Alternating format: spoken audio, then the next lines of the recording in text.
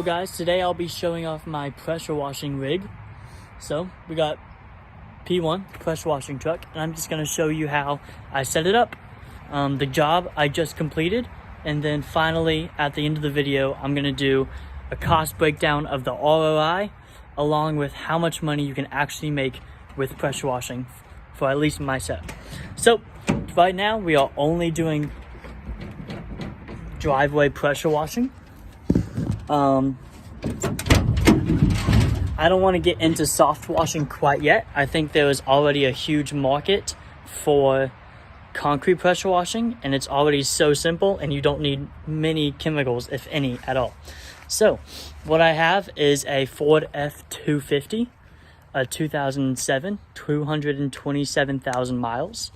So I picked up this truck, painted it red, put some decals on it, and then I put all of the pressure washing contents in the back. So as you can see in the back, I made this shelf out of 2 pieces of plywood that sits on two 2x10s, and then a 2x8 with a 2x6 connecting the 2 pieces. I had this old garden hose that I tore apart and I built on the side just to make it look a little pretty. And then you have 2 hose reels, both 300-foot hose reels. I have 200 feet of garden hose right here, and it's the Flexzilla. And then I have 150 feet of pressurized hose. And then at the end of the pressurized hose is your shut-off valve. So that way you don't have to keep going off to turn off the pressure washer if you want to switch attachments. The cool thing about the shelf is you can have storage underneath. So underneath, I have this bucket with my wand I used to clean off the driveway. I then also have under here my surface cleaner. And then once I put this tailgate up, I can lock it, and then everything inside cannot be stolen. If we move this way, we can see what else we have up top. We have our chemical bucket.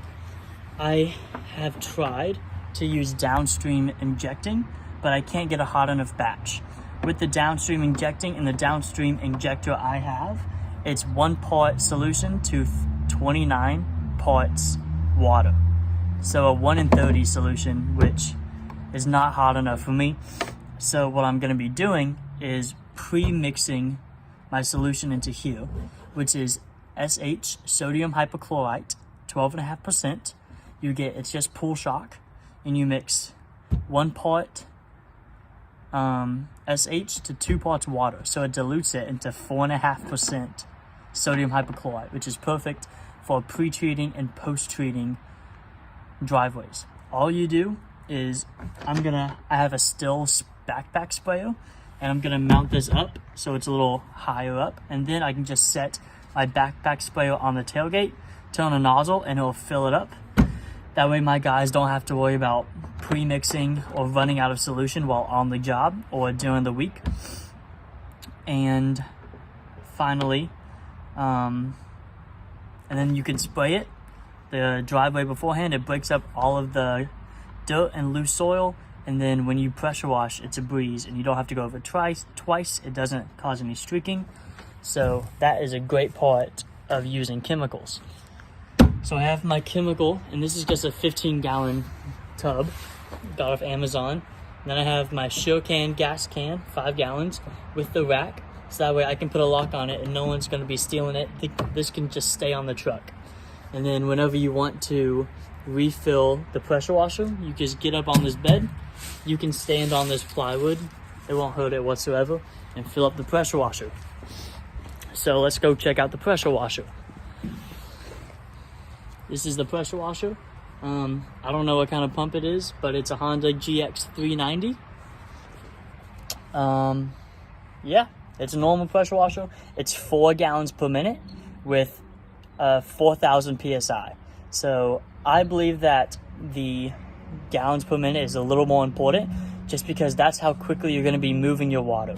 So especially when it comes to drying, to clearing off the driveway, it helps so much when you have a high gallon per minute machine, just really pumping in water, because that's what's going to get all of that solution that you already pressure washed off the driveway. So I've been loving this setup. Everything is secured down using D-rings and these heavy duty tie down straps. So they're not going to go anywhere, no one's going to steal them, and then if you really want, you can move them, so it's not super permanent. And then yeah, so here's the driveway I just did. Probably should have did a before shot. So just for this driveway, so I'll show off this driveway, all that I did, and then we went all the way to the sidewalk, the front stoop, and then I'll show you the little patio in the back.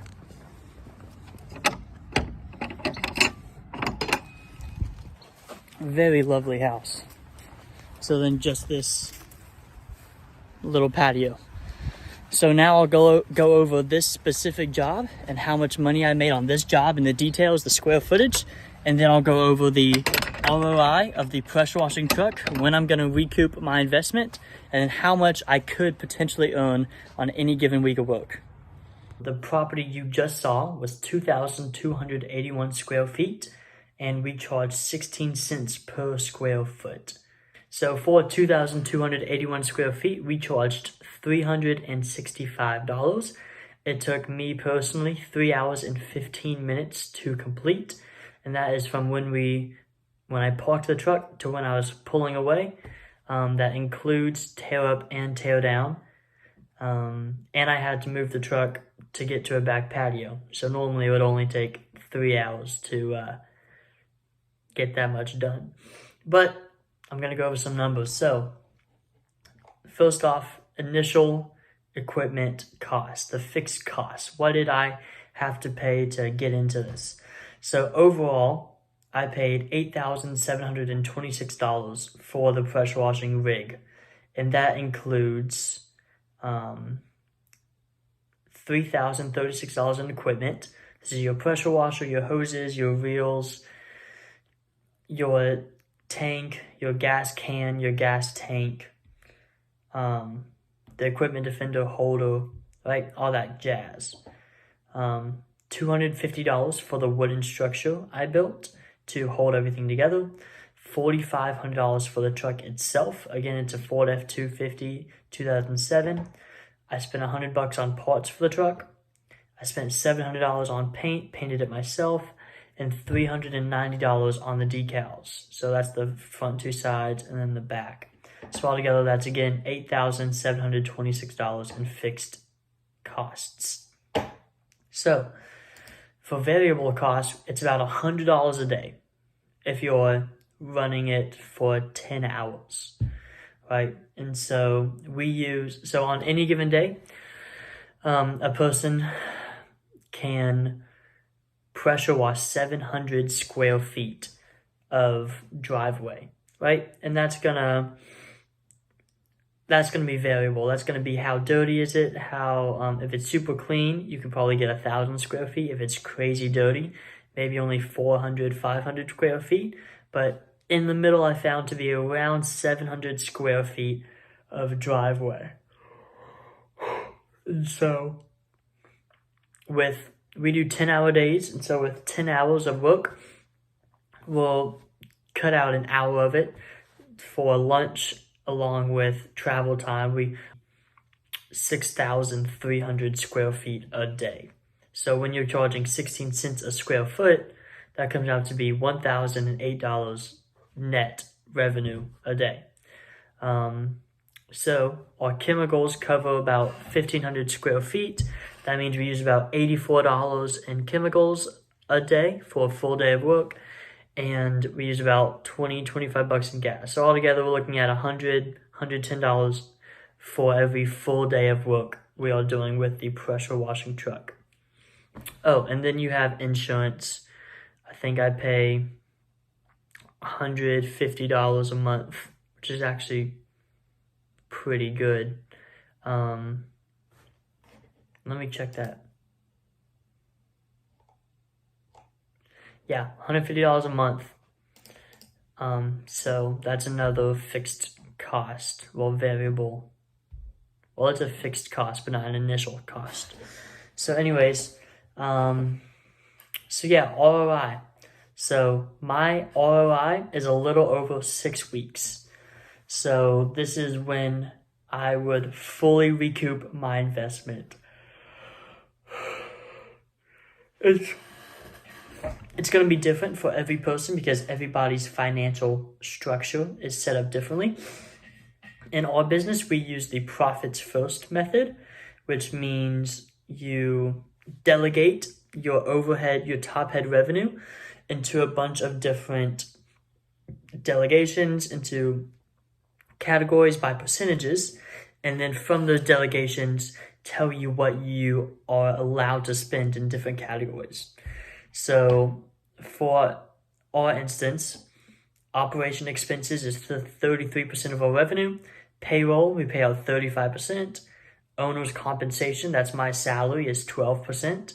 We profit 5% off the top. No matter what job we do, we're profiting 5%. Taxes, 5%. Again, that's extremely low because we're reinvesting almost everything we make in that OPEX expenses. And then 10% marketing. So that all of that $8,000 number I just said, a fixed cost, that came out of the operational expense category. So for us to get $8,726 back into that operation expense category, that 33% category, we need to work somebody 40 hours a week for a little over 6 weeks. But during that little over 6 week time, we are profiting 5%. I'm getting my salary of 12%. We are paying our one rockstar employee of extremely generous 35%. And then we're also paying taxes on that money, which is just reinvested. So, and then it also, that includes, that 6 week period includes a 10% 10% rate for acquiring the customer, an acquisition cost. So that infers that for all of the money, right, gathered, the $4,000 a week in potential revenue. This doesn't mean if anything breaks down or if there's a problem or if there's a crazy bad misquote, but in that given $4,000 worth of work, you're assuming that around $400, 10% is going to acquiring those. But then that also means that you're profiting $200, right? That's profit money. You can do whatever you want with that. Your owner's compensation, you're getting what, $450 from just sending the guy out, having the responsibility. The guy alone is getting paid a lot of money, over $1,000 a week, if he can do that much work. So it's all about keeping the guy busy, getting him jobs at this point. Good people skills, there's not much to it, but so yeah, I'd say 6 week ROI, play it safe, 8 weeks on top of insurance and credit card fees. We're looking at around 8 weeks. So overall, good investment. See if it works for your business. I'm out.